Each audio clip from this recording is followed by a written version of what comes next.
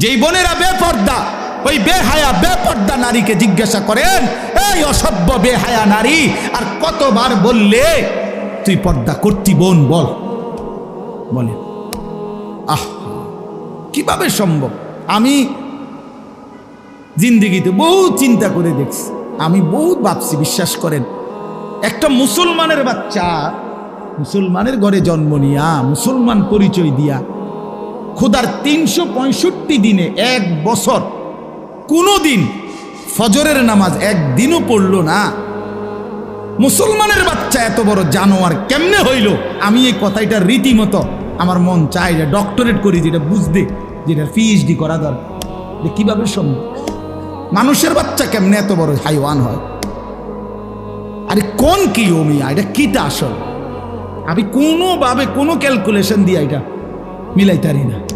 একটা বছর বেটা তুই নাফরমান, কোনোদিন ফজরের নামাজ পড়লি না, আরে তুই কি মানুষের বাচ্চা রে?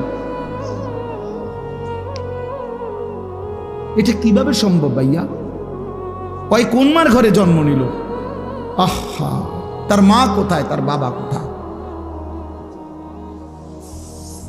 কিভাবে সম্ভব?